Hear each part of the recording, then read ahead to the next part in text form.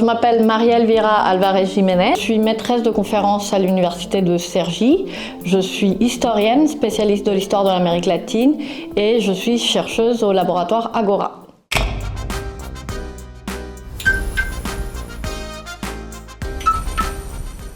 Bolivienne et française, donc j'ai grandi à La Paz en Bolivie où j'ai fait mes études dans l'établissement scolaire français, au lycée français, et ensuite je suis venue faire mes études supérieures en France. Donc alors j'ai commencé par des études un peu plus généralistes, j'ai fait des classes préparatoires littéraires, ce qu'on appelle Hippocagne-Cagne, et ensuite donc j'ai suivi une licence, enfin j'ai terminé une licence et un master et un doctorat en histoire. Donc j'ai fait des études en histoire et à partir du master je me suis spécialisée dans l'histoire de l'Amérique latine et l'histoire des femmes. Donc mes premières recherches en tant que chercheuse, enfin en tant qu'étudiante chercheuse, étaient donc dans le cadre du master. Je me suis intéressée à comment les femmes avaient obtenu le droit de vote en Bolivie, ce qui m'a donc porté à travailler sur l'histoire du mouvement féministe dans ce pays, comment il avait surgi, quelles étaient ses demandes, etc. Et ensuite pour les recherches du doctorat, donc pour ma thèse, j'ai un petit peu élargi et je me suis intéressée à comment les femmes avaient accédé à la sphère publique et politique dans le pays. Et donc ça m'a porté à m'intéresser à d'autres organisations de femmes qui étaient importantes dans la sphère publique et politique dans la première moitié du XXe siècle. Donc par exemple les femmes qui étaient syndicalistes, les femmes qui faisaient partie d'organisations catholiques mobilisées à l'époque, les femmes qui faisaient partie donc des partis politiques, etc.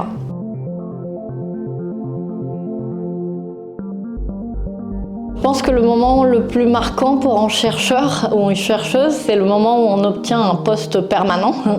En fait, c'est un petit peu le Graal parce que ça permet de légitimer sa carrière et ce qu'on a fait auparavant en tant que doctorant, et aussi parce que dans le contexte actuel, il y a très peu de postes permanents, très peu de postes titulaires, donc c'est difficile d'en obtenir un. Mais une fois qu'on obtient un poste permanent, ça veut dire qu'on peut continuer sa carrière d'enseignant-chercheur, on peut consacrer un peu sa vie à ça et vivre de ça. Et ça, c'est pas si facile que ça, donc on est très content lorsqu'on obtient ce poste. Donc ça, c'est un moment très marquant.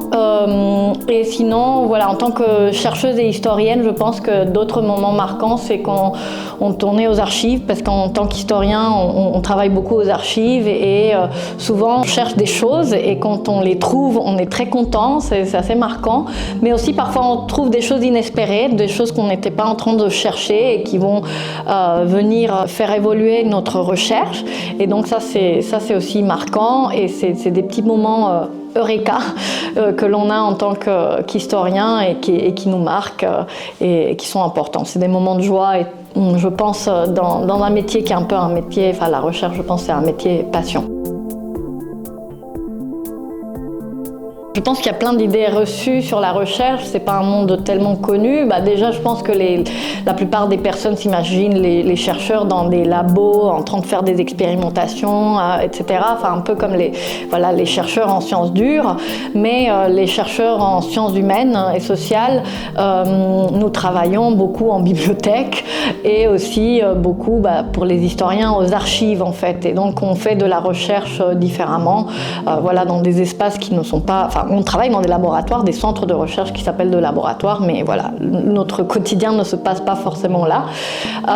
Ensuite, je pense qu'il y a aussi l'idée reçue que parce qu'on a fait des études très longues, qu'on a des doctorats et que le doctorat peut avoir un certain prestige, les gens peuvent penser qu'on gagne vraiment beaucoup d'argent et donc ce n'est pas forcément le cas. Les chercheurs en général gagnent leur vie bien et correctement, mais on ne roule pas sur l'or. Donc même si on a fait des études très longues, on a du capital culturel, mais on n'a pas du capital en soi, contrairement à ce que l'on pourrait peut-être penser. Aussi, je pense que les gens ne sont pas au courant que le monde de la recherche actuellement est un peu précarisé. Comme je le disais, il y a très peu de postes, donc il y a beaucoup de docteurs et de chercheurs qui n'ont pas de poste permanent et donc qui doivent se débrouiller pour pouvoir continuer à faire de la recherche, mais que ce n'est pas facile. Je pense aussi qu'il y a beaucoup de gens qui s'imaginent qu'on est très bien payé, quand on fait des articles, lorsqu'on fait des interventions, etc. Bon, ça peut arriver que l'on soit payé, mais pas forcément. Donc voilà, je pense que c'est quelques idées reçues que l'on peut avoir sur le monde de la recherche. Il y a pas mal de colloques qui m'ont marqué. Il faut savoir qu'un colloque, c'est un moment où on présente nos recherches, en fait, donc à un public académique. Un exemple qui est, par exemple, un très très grand colloque qui permet de réunir la plupart des collègues spécialistes de l'Amérique latine. Donc, et il se réunit tous les ans dans différentes villes du monde. Donc, il y a 2 ans, c'était à Bogota, en Colombie. Et en fait, ça m'a beaucoup marqué parce que comme c'est un colloque qui permet de réunir tous les chercheurs et chercheuses de l'Amérique latine, souvent on peut écouter des stars, des stars de la recherche, des théoriciens et théoriciennes que l'on admire, que l'on lit, dont on parle aux étudiants en cours, etc. Et donc c'est très, très émouvant et très intéressant de pouvoir les écouter, en live, comme on dit, et aussi de pouvoir leur poser des questions, interagir avec elles et eux. Donc moi je pense par exemple à ce congrès qui a eu lieu à Bogota, où j'ai pu écouter par exemple des théoriciennes féministes importantes aujourd'hui comme Rita Segato, qui est donc une anthropologue argentine qui travaille beaucoup sur la question des violences faites aux femmes, ou encore Verónica Gago, une philosophe argentine qui a aussi beaucoup étudié comment le mouvement féministe s'est mobilisé, développé dans les dernières années. Mais aussi c'est un moment où on crée des réseaux, on crée des liens avec d'autres chercheurs, et c'est là que des projets collectifs peuvent surgir, commencer, etc. Et souvent c'est au moment de sociabiliser avec les personnes que l'on peut créer ces réseaux, ces liens, et donc c'est des moments un peu de fête, parfois des concerts qui sont parfois organisés. Donc bon, voilà, c'est ça qui est aussi mémorable, parce que ça permet de créer des liens durables. Et je me souviens de la période du Covid où la plupart des colloques et des journées d'études étaient organisées en ligne, et toute cette partie sociale en fait de création de réseaux a été perdue, parce que c'est vraiment à ce moment-là qu'on peut créer des liens durables et qui vont servir la recherche et la création d'événements et de projets scientifiques.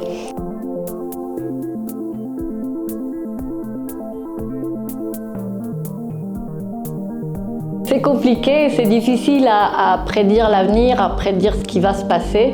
Je ne vais pas m'aventurer à essayer de prédire ce qui va se passer exactement, mais ça fait un peu peur, c'est un peu inquiétant, parce qu'elle peut réaliser une partie de notre travail en termes de rédaction, etc. Et donc ça peut être problématique si en tant que chercheur et chercheuse, on commence à utiliser l'IA pour écrire, parce qu'on peut perdre nos capacités de rédaction, etc. Et des capacités que l'on a acquis au fil du temps.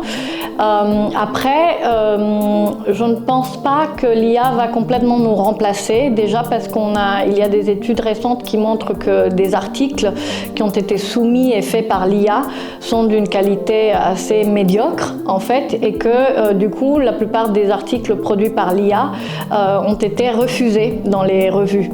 Donc donc je ne pense pas que l'IA puisse nous remplacer en tant que chercheur. L'IA ne peut pas aller aux archives et confronter, faire les analyses que nous on fait.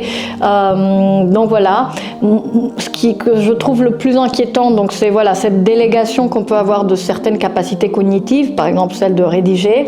Ça c'est un peu inquiétant, mais aussi ce qui est inquiétant, c'est que puisque beaucoup de chercheuses et des chercheurs vont utiliser l'IA pour aller plus vite, pour pouvoir rédiger des articles plus vite, etc., on va peut-être être poussé à être plus productif et à devoir produire plus en moins de temps, ce qui est déjà un peu le cas. On est un petit peu poussé à ça, et ça fait peur parce qu'il y a quand même une résistance dans le monde de la recherche à utiliser l'IA, et donc on pourrait se trouver dans des situations où si on n'utilise pas l'IA, on n'est pas assez productif, et donc on reste en arrière en quelque sorte, et donc qu'il y ait cette pression à la rapidité, alors que la recherche c'est aussi de la lenteur parce que faire du travail dans les archives, ça prend du temps, mûrir des idées, des réflexions, ça prend du temps.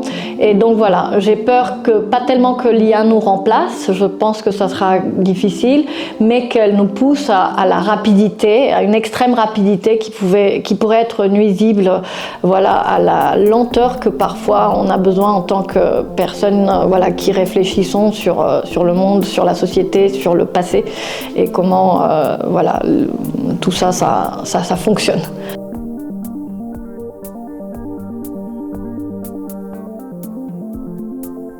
J'invite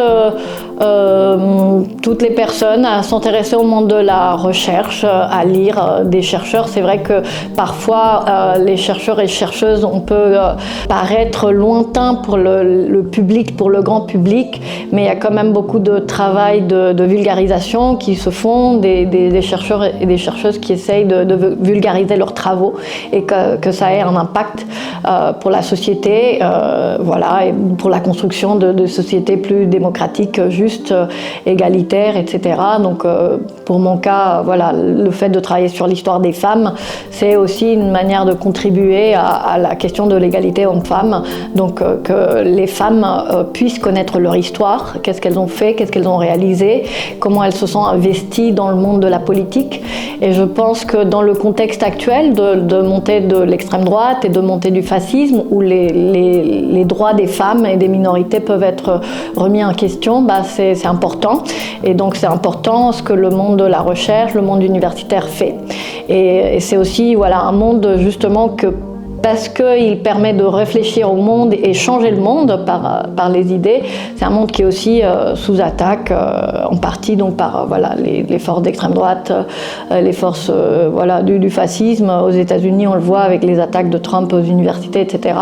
Donc voilà, c'est quand même un monde et voilà, un secteur que l'on doit préserver. Donc il est important de s'y intéresser.